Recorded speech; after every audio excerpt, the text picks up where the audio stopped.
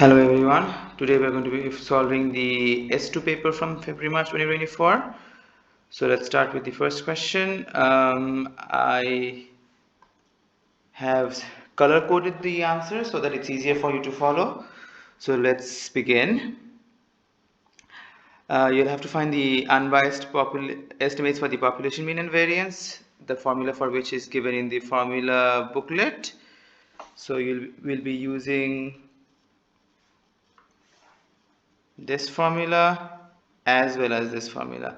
All the information that you need is given in the question. All you have to do is just plug in the formula and find the values. So if you do that, it's the sample mean is 0.368 and the sample variance is 0.0384. I have rounded everything to 3 significant figures as recommended by Cambridge.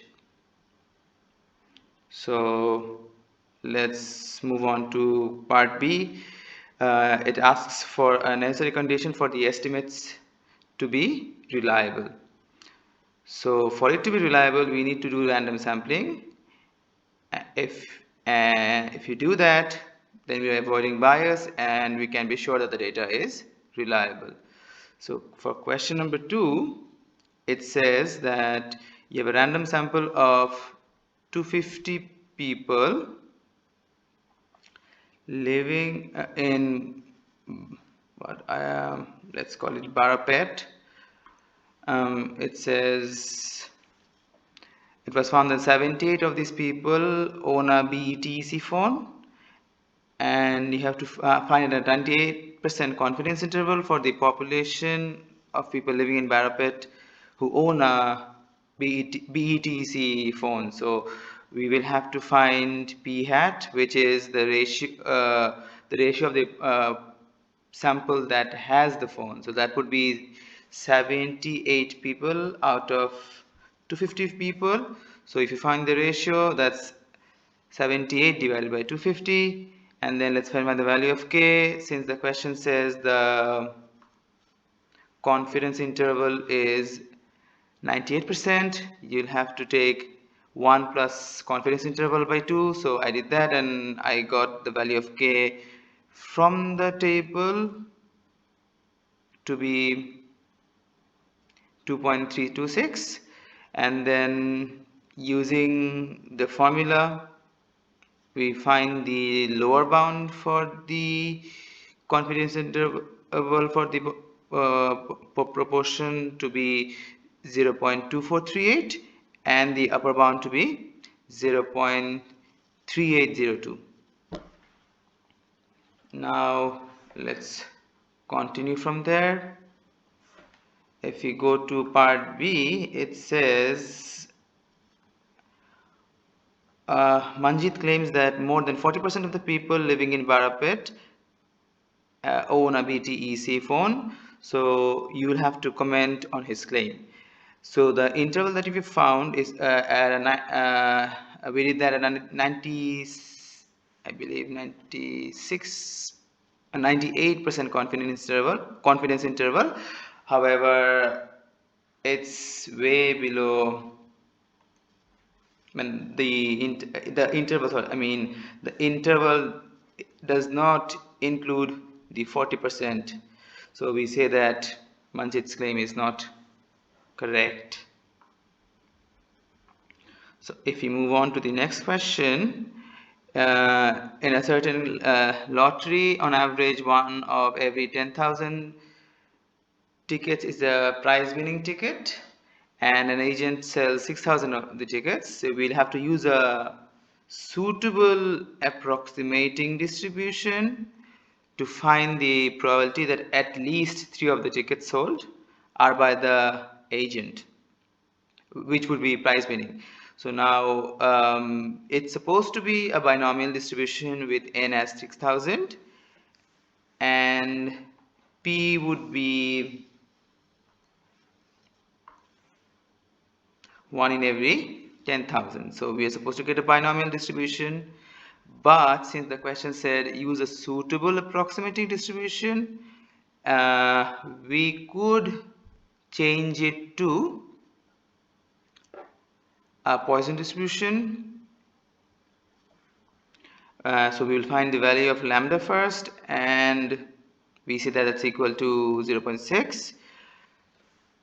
So how do we know whether we could actually use this distribution to approximate? This we'll have to justify in the second part, so I'm not discussing it right now.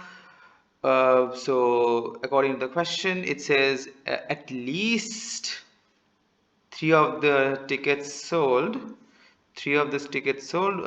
would be by the agent. So you'll have to find for probability of x is greater than equal to 3. So what we are going to do is we are going to find for only the probabilities for x is equal to 0, 1 and 2, because if x is greater than equal to 3, we'll have to find for 3, 4, 5, 6 till infinity. Since that would be an unfeasible approach, we found for 0, 1 and 2, and then we subtracted from 1, and we got an answer of 0.031. Now, how do I know that I can actually use this approximating distribution? If you refer to the S2 book, you'll see that this can be done because the value of n is large. By large, I mean it's more than 50, and the value of np is the value of p is small, so the value of np would be less than 5. And you'll have to mention both of them, because just mentioning one will not get you 1 mark. You'll have to mention both of them to score this mark. Moving on, the next question says each year a transport firm uses x liters of gasoline and y liters of diesel fuel, and both of them are independent distributions, both of which are normal distributions, and their parameters are given. X has a mean of 10,700 liters and a variance of 950 squared. Y is another normal distribution with mean 13,400 liters and 1210 squared as is the variance. So your task was to find the probability that a randomly chosen year the firm uses more gasoline than diesel fuel. So this would mean that you will have to figure out probability of x is more than y, which I could rearrange and write like this: x minus y is greater than 0. So I'm going to find a new distribution for x minus y, which would also obviously be a normal distribution. Let's find the expectance. The expectance would be the difference between the means of x and y. So it's 10,700 minus 13,400, which gives us minus 2,700. We also find the variance, but to find the variance we add them, because even though there is a minus between x and y, when you're finding the variance, this becomes a plus because you're squaring it. So the new distribution turns out to be this one. So using this, we standardize it, and we get the probability to be 0.0396. For part B, it says the price for gasoline is 0.8 and the price for diesel per liter is 0.85. So we'll have to come up with a new distribution. That distribution would be 0.8x plus 0.85y, which would also be a normal distribution. So the mean of that distribution would be 0.8 times the mean of x, which is 10,700, and 0.85 times the mean of y, which would be 13,400. So if you do that, we get a mean of 19,950. So when we are finding the variance, we'll have to square the coefficients of x and y. So we'll have to square 0.8 and 0.85, and then we multiply with the respective variance of x and y. So if you do that, you'll get 16,163,541.225. So that gives us our new normal distribution, and the question says the values must be between 20,000 and 22,000. So if we do that, and then if you standardize it, remember you'll not have to do continuity correction because the original distributions were continuous, and we are converting into another continuous distribution, so no continuity correction is required. All you have to do is standardize the distribution, and then you get z values as 0.0391 and 1.6030. So if you refer to the standard normal distribution table provided with the formula booklet, you can figure out the probability, which turns out to be 0.40. Next question, it's about teacher models and number of girls and boys who arrive late for her class on any day to be independent random variables. The distributions are given. Your task is to find the probability that during a randomly chosen 2-day period. So let's emphasize on the 2-day because this is given for each day. So each day the value of the rate is 0.1. So since it's 2 days, we are going to be doubling that. So we get a lambda of 0.2, and since it says no girls arrive late, so it's actually x equals 0. So if you use the formula, which also is provided in the formula booklet, so that's e to the power minus lambda times lambda to the power r divided by r factorial. Here we are using r as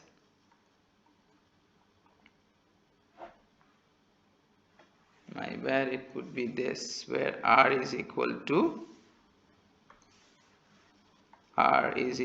0, and lambda we just figured out, that's 0.2. so your answer is 0.819. In the second question,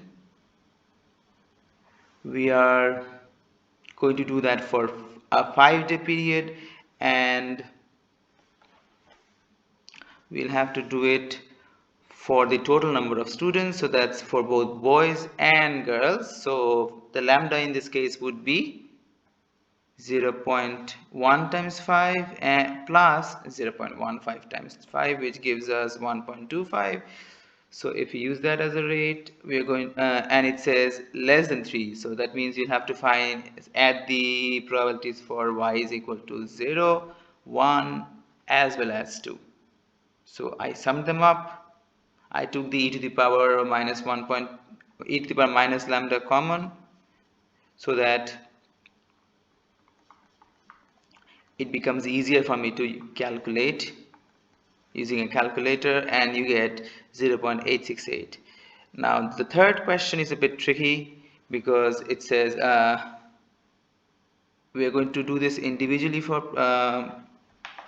for G as well as B. It says individually if G is equal to R and B is equal to R, where R is more than 3, the values of these probabilities are very small, so it can be ignored, so we are going to ignore them. So if you make a possibility table, we see that uh, if more girls were late than boys, then maybe one girl is late and none of the boys are late, or alternatively it could be that two girls are late and none of the boys are late, or it could be that two girls are late and only one boy is late. So these are the possibilities we are looking at. We are not going to be looking at three girls late because the probability would be really small, and the question told me we can ignore them.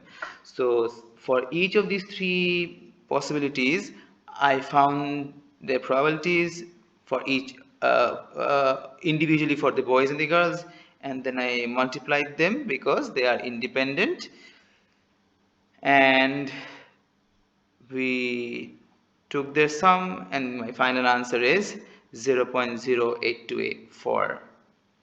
Now for question number, part D, we are doing a hypothesis test at a 5% significance level, and here it says lambda, we are doing it for a 5-day period. So since it's a 5-day period, lambda would be 5 times 0.1 and 0.15, because we are looking at students, neither boys or girls, so lambda turns out to be 1.25. So now if we write down the null hypothesis and the alternative hypothesis, lambda would be equal to 1.5 would be my null hypothesis, and it says the teacher's claim is that on average more students arrive late, so lambda would be more than 1.25. So if we define the distribution, uh, we get a Poisson distribution with lambda 1.25, because we are assuming that the null hypothesis is correct. Now it says during the test 4 students arrived late, so that means y is more than equal to 4. Since that means I'll have to find the probability for 4, 5, 6 and till infinity, which would be quite tedious. I'm going to use the short cut here. I'm going to find the probabilities for 0, 1, 2 and 3 and then subtract from 1. If I do that, I get 0.08383, which turns out to be 3.83%. Since the significance level is 5%, and the probability that I figured, the p value that I've figured out, that's less than the significance level, I will have to reject the null hypothesis. So I say that the null hypothesis is wrong. The conclusion is very important. Be careful what you write at the, in the conclusion. You will have to write the conclusion in terms of the null hypothesis. So we are saying that we are rejecting the null hypothesis and say that there is evidence that more students arrive late than before the change was implemented. For question number 6b, it says we have a probability density function f of a random variable which is symmetric about x is equal to 2, and it's given that the probability for x being between 2 and 5 is 117 by 256. So you can use any symmetric distribution. You could have used a normal distribution or maybe a quadratic one, or any distribution would be fine. But in part B, it says that f of x is a quadratic distribution. So that's why I drew a parabola, and x equals 2 is the line of symmetry. So since the question says that between 2 and 5 the probability is 117 by 256, because of the symmetry property I could say between -1 and 2 it would also be symmetric, because the distance, horizontal distance for both cases is 3. So this region is also, let me use a different color, this region is also 117 by 256. So if I were to find the probability for x is more than 1, so I'm taking this entire region, that would be this entire thing. So that includes this region, which is 117 by 6, and this portion.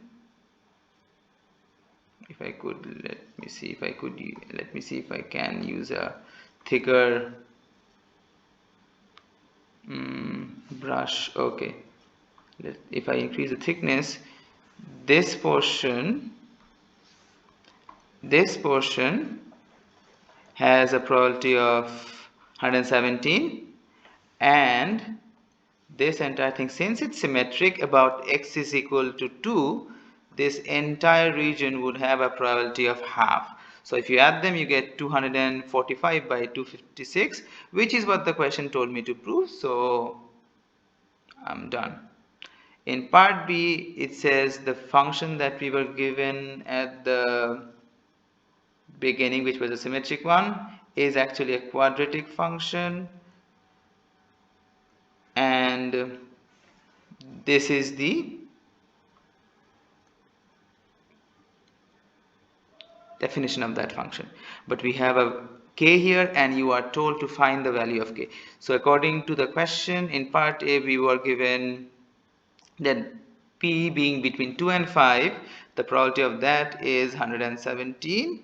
So if I integrate the expression from 2 to 5, the probability should be 117. So let's integrate that and put in our limits, and from there we should be able to figure out the value of k. So notice that I kept the k outside because then it's easier to find the value of k instead of multiplying it with all the terms.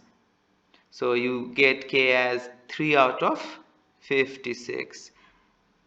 Next is we have a different distribution, and the domain, according to the question, or even if this was not mentioned, we know that any probability density function, the function always has to be greater than 0, because probability can never be negative.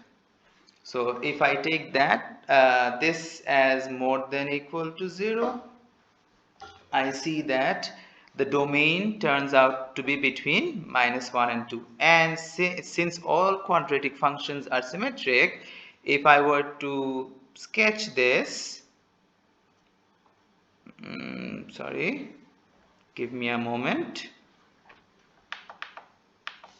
If I were to sketch this between -1 and 2, I am supposed to get a symmetric parabola, and since it's symmetric, the mean, median and mode, all of them are equal, and the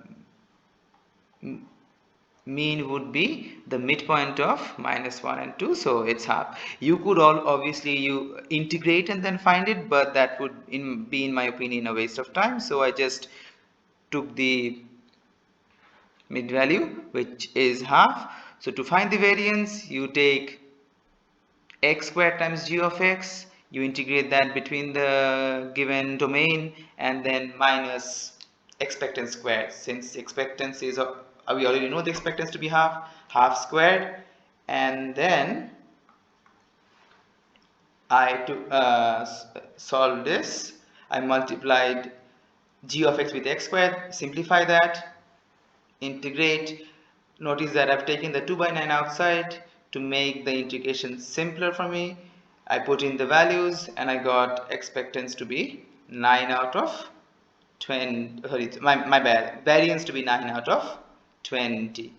So moving on to the last question.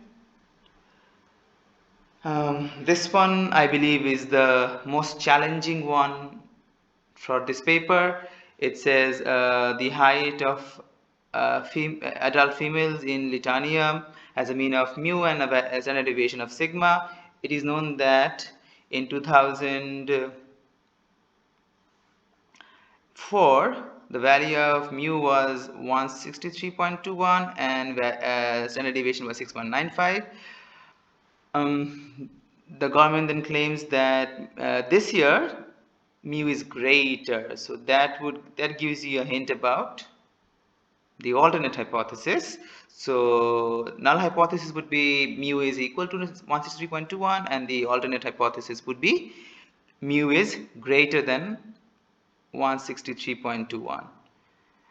So we are going to test this at a 1% significance level. Since we're talking about heights, we know that the distribution, well, I'm not sure whether the distribution is a normal distribution or not, but I know that it's going to be a continuous distribution. Since it's going to be a continuous distribution, type 1 error would be the same as the significance level. If it were a discrete distribution, we would have to find the type 1 error. We'll have to see for which value of we're going to find out for which value of x we reach the critical region, that is for which value of x the p-value is less than 1, and that p-value would be our type 1 error. But since it's a continuous distribution, the significance level is my type 1 error. So now I'm going to use central limit theorem, because since I'm not sure whether it's a normal distribution or not, nothing of that sort is mentioned in the question. So I'm using central limit theorem to find the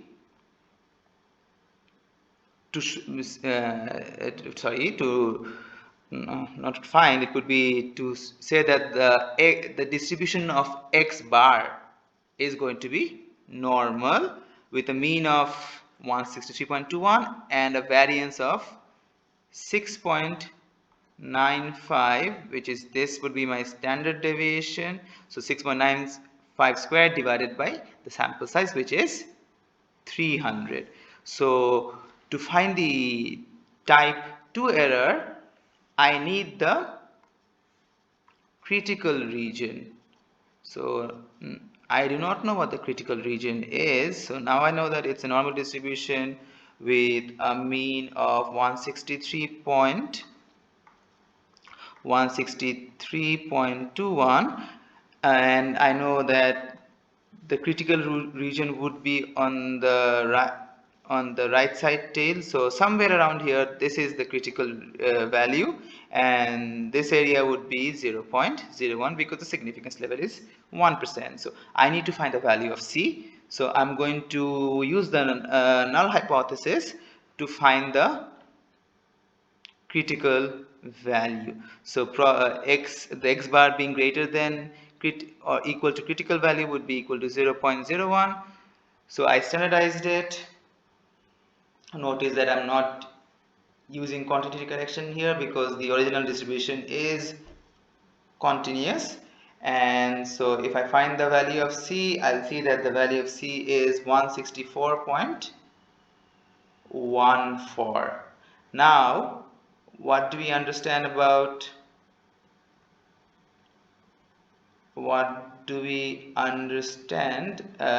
the type 2 error? So type 2 error occurs when we accept the null hypothesis even though the null hypothesis is wrong. So that means we are accepting the null hypothesis. That means x bar falls within the acceptance region, that would be this region. So I am saying that x bar falls within this region, so that means x bar is less than the critical value when the null hypothesis is wrong. So if null hypothesis is wrong, that would mean that mu is not equal to 163.21. So it's given in the question that mu is 164.91. So that means mu is 164.91. So using this new mu, I'm going to find the value of p. The p-value would be my type 2 error. So I get it to be 0.0275. You could write it as a percentage as well if you want. So thank you everyone. That was all for today.